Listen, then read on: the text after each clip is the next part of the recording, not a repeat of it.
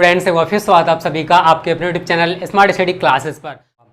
एक 10 centimetre focus दूरी वाले अवतल दर्पण से कितनी दूरी पर कोई वस्तु रखी जाए कि उसका 5 गुना बड़ा प्रतिबिंब बने, जबकि प्रतिबिंब नंबर 1 आभासी हो और नंबर 2 वास्तविक हो। तो स्टूडेंट हमें बताना है। अब देखो पहले वैल्यूज लिखते हैं जो दे रखी हैं।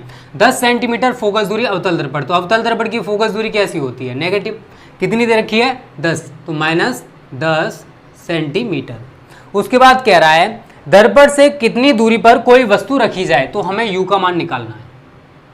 किसका मान निकालना है? u का मान रखी जाए कि उसका 5 गुना बड़ा प्रतिबिंब बने, जबकि प्रतिबिंब, अब यहां पर दो कंडीशंस दे रखी हैं, जबकि प्रतिबिंब आभासी हो और जबकि प्रतिबिंब वास्तविक हो। अब समझना।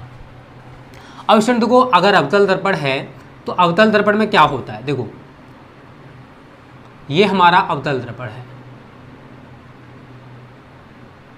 अगर प्रतिबिंब वास्तविक बनेगा तो इधर ही बनेगा जिधर वस्तु रखी हुई है। अगर वस्तु का आकार इतना है तो 5 गुना इसका बड़ा प्रतिबिंब बन जाएगा। ठीक है। अब ये प्रतिबिंब जो बना है ये कैसा बनेगा स्टूडेंट? इधर साइड है तो वास्तविक। तो आप इधर साइड जब प्रतिबिंब बनेगा तो u का मान तो आप सभी जानते हो हमेशा नेगेटिव होता है, लेकिन v का मान भी कैसा होगा? नेगेटिव होगा। ठीक है। अब समझना, अब इससे देखो क्या निष्कर्ष निकलेगा। 5 गुना बड़ा प्रतिबिंब बन रहा है तो I का मान कितना दे रखा है? 5।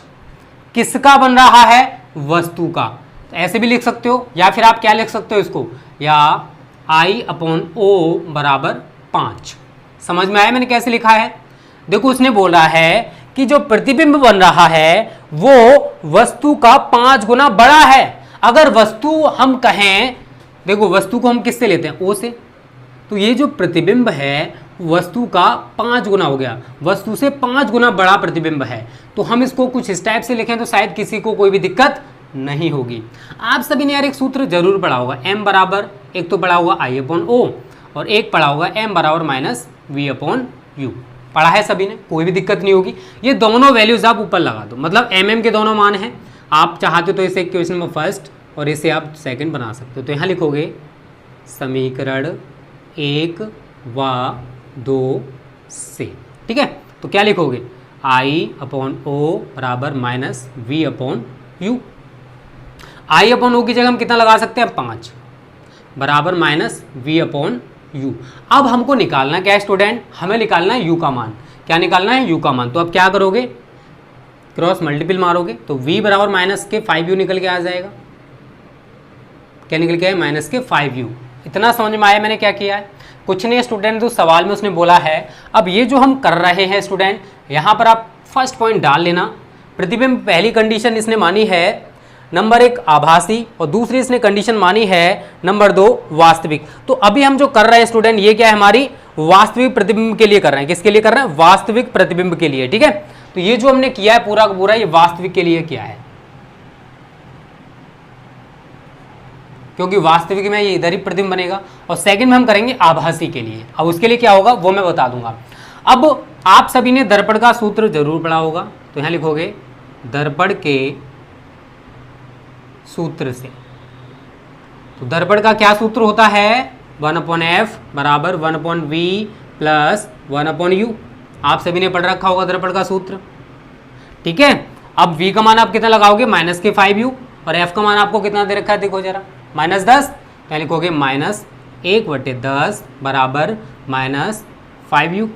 ठीक है। ये वैल्यू हमने v की जगह -5u लगा दी प्लस 1/u। क्लियर है सभी को? अब यहाँ से एलसीएम कितना आएगा स्टूडेंट? 5u। कितना आएगा? 5u। तो इससे इसको डिवाइड करोगे तो -1 प्लस यहाँ पर u है, डिवाइड करोगे तो 5। तो हमारा आंसर क्या निकल के आएगा वो हम करते हैं कैलकुलेशन। तो -1/10 बराबर 5 में से 1 गया तो कितना बचा? 4 बचेगा। तो प्लस 4/5u। ठीक है। अब क्रॉस मल्टीपल मार दो तो 10 चौके 40, तो -40 बराबर 5u। 5 से आप 40 को काटो तो u का मान कितना आ गया? -8 सेंटीमीटर। तो पहली कंडीशन तो स्टूडेंट हमारी ये बन जाएगी। कब है? जब प्रतिबिंब वास्तविक बनेगा। तो प्रतिबिंब जिधर वस्तु रखी हुई है उधर ही बनने वाला है। तो अगर हम प्रतिबिंब वास्तविक चाहते हैं तो दर्पण से 8 सेंटीमीटर की दूरी पर हमें वस्तु को रखना होगा, तब जाकर वस्तु का वास्तविक प्रतिबिंब 5 गुना बड़ा बनेगा। एक तो हमारी कंडीशन होगी, ठीक है। अब बात करेंगे आभासी के लिए। नंबर 2 आभासी। सिंपल है स्टूडेंट, तो कुछ नहीं मैं समझना, मैं तो समझाना चाहता हूं, समझो। देखो अब आभासी का मतलब क्या है कि जो प्रतिबिंब आपका इधर साइड बन रहा था अब वो कुछ इधर साइड बनेगा, आभासी, ठीक है। अब वो वस्तु से 5 गुना बड़ा ही बनने वाला है। अब समझो इसमें क्या क्या परिवर्तन होंगे, कुछ भी परिवर्तन नहीं होने वाले यार। उसी तरीके से करोगे, प्रतिबिंब जो है वो वस्तु का 5 गुना बनेगा, ठीक है।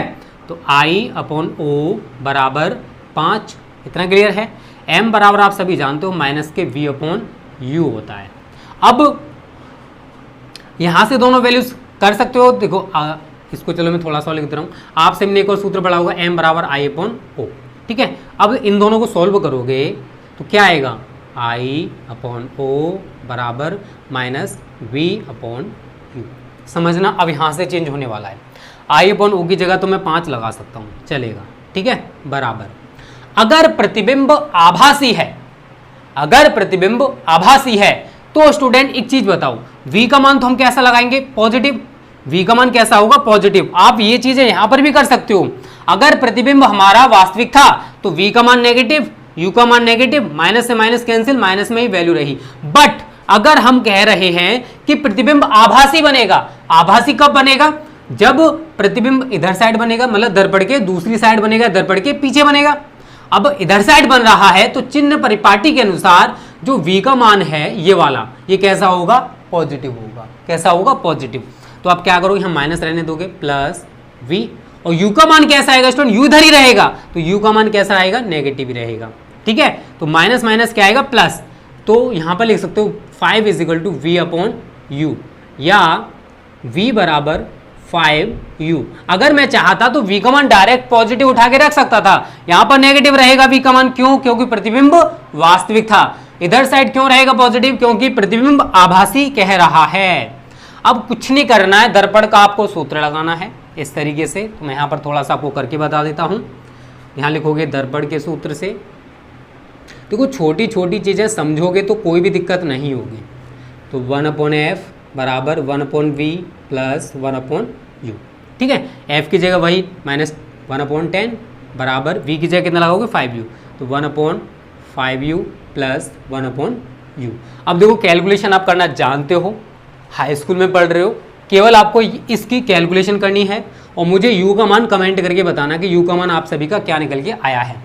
एक बार फिर से मैं इस न्यूमेरिकल को समझाने की कोशिश करूंगा। देखो स्टूडेंट, उसने क्या बोला था कि कोई अवतल दर्पण है जिसकी फोकस दूरी 10 सेंटीमीटर है।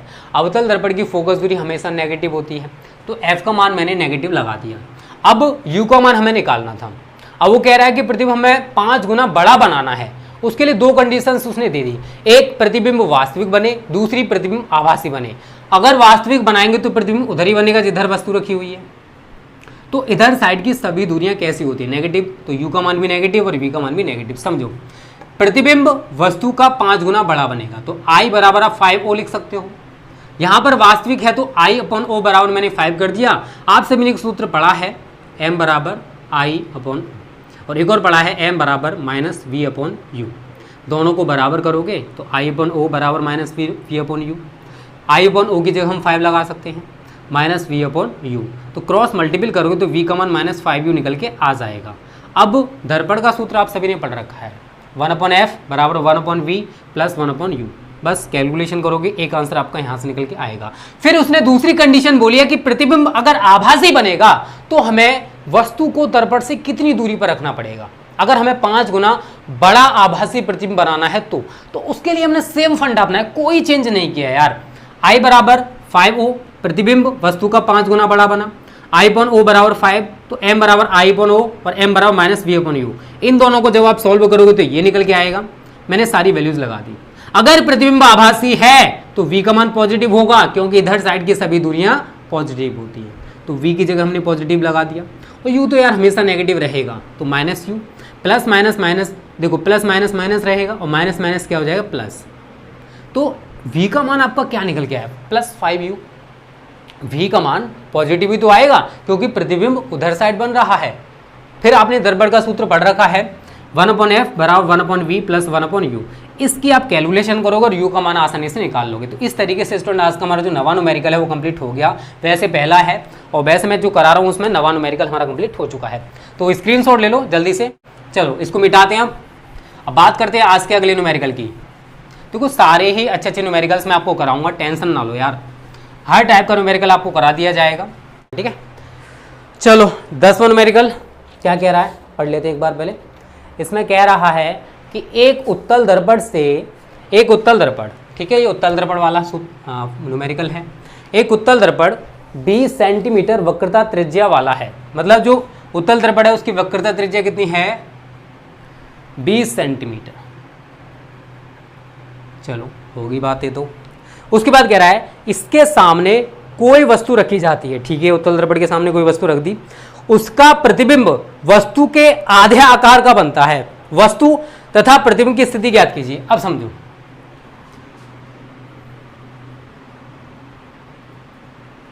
यह हमारा उत्तल दर्पण है, ठीक है। अब इसके सामने हमने कोई वस्तु रख दी, उसका प्रतिबिंब वस्तु के आधे आकार का बन रहा है। तो उसका प्रतिबिंब देखो, अगर ये वस्तु हमने रख दी तो प्रतिबिंब इसके आधे आकार का बन रहा है। फॉर एग्जाम्पल हमने मान लिया कि यहां बन रहा है, ठीक है, तो ये v हो जाएगा और ये हमारा u हो जाएगा। तो हमसे कह रहा है कि u और v के मान ज्ञात करो। u और v के मान हमको बता रहे स्टूडेंट कि u और v का मान कितने होंगे, ठीक है। अब समझो, r से आप f निकाल सकते हो, f बराबर r/2, तो 20/2 कितना आ गया 10 सेंटीमीटर। इतने में तो कोई दिक्कत नहीं होगी। अब इसने बोला है कि जो प्रतिबिंब बन रहा है वस्तु के आधे आकार का बन रहा है। तो प्रतिबिंब जो है वस्तु के आधे आकार का, बताओ इस तरीके से तो लिखोगे, प्रतिबिंब जो है वस्तु के आकार का आधा बन रहा है, वस्तु के आकार का आधा। या फिर हम इसको क्या लिख सकते हैं I/O, O को हम यहाँ पहुँचा देंगे, बराबर 1/2 लिख लोगे, कोई दिक्कत नहीं है। आपने अब यहाँ से देखो दो कंडीशंस मैं बनाने वाला हूँ। एक तो हमारी m बराबर I/O पहली कंडीशन बन जाएगी, और एक और आप सभी ने सूत्र पढ़ रखा है m बराबर -v/u, ठीक है। दो कंडीशन बना ली, बस इनको सॉल्व कर दो। समीकरण 1 व 2। तो स्टूडेंट देखो समीकरण 1 व 2 को जब आप सॉल्व करोगे तो क्या वैल्यू निकल के आएगी I/O बराबर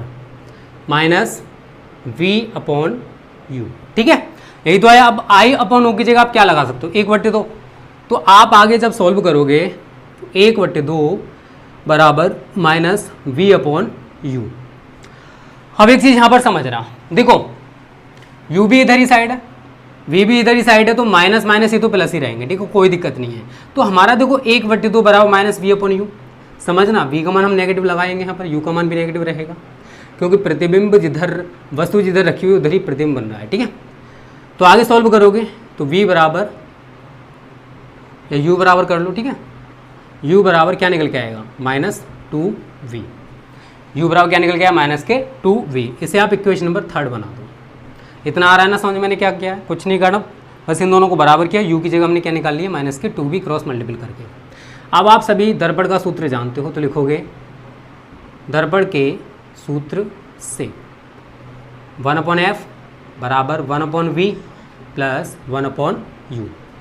हमें निकालना क्या है स्टूडेंट v का मान। क्यों, चलो पहले वैल्यू लिख लो सारी की सारी। 1/f, f की जगह कितना लगाओगे, उत्तल दर्पण है पॉजिटिव रहेगा 10 ही लगेगा, ठीक है, बराबर v दे नहीं रखा, u की जगह कितना लगा सकते हो -2v, क्या लगाओगे -2v, तो प्लस माइनस माइनस हो जाएगा 2v। इतना आ रहा है समझ में। उसके बाद हमें करना क्या है स्टूडेंट, एलसीएम लोगे, कितना आएगा 2v, कितना आएगा 2v, v से 2v को डिवाइड करो 2, तो 2 माइनस 2v से 2v गया, कितना बचा 1, तो क्या आया 1/10। अब बराबर देखो 2 में से 1 गया तो कितना बचेगा 1/2v, 1/10। अब आगे जब सॉल्व करोगे 2v बराबर कितना आया 10, 2 से काटोगे तो v का मान कितना आ गया 5 सेंटीमीटर। चलो एक बार चेक करते हैं आंसर कितना आ रहा है इधर। तो स्टूडेंट देखो v का मान आया हमारा 5 सेंटीमीटर। तो देखो यहाँ पर एक चीज़ यहाँ पर समझ लो, जो हम मान के चल रहे थे कि प्रतिबिंब जो है वो दर्पण के सामने बन रहा है, वो प्रतिबिंब कहाँ पर बनेगा? दर्पण के पीछे। क्यों बनेगा? अब रीजन जान लो क्यों बनने वाला है। तो यहाँ पर आप v का मान कैसा देख रहे हो? v का मान कैसा आया? पॉजिटिव आया। v का मान कैसा आया? पॉजिटिव। इसी वजह से स्टूडेंट v का जो मान पॉजिटिव आ रहा है, हम कह सकते हैं कि प्रतिबिंब कहाँ बनेगा? प्रतिबिंब दर्पण के पीछे बनेगा। ठीक है। अगर नेगेटिव आ रहा होता तो हम मान के चलते कि प्रतिबिंब दर्पण के सामने बनेगा। यहाँ तक क्लियर? देखो ये वाला जो सूत्र है ये नॉर्मल फॉर्मूला है जो वास्तव में होता है 1/2 बराबर माइनस के v/u। आप सभी ने पढ़ रखा है दर्पण का सूत्र, मैंने आपको यही पढ़ाया था वो। ठीक है, बस यही दर्पण का मैंने सूत्र लगाया है।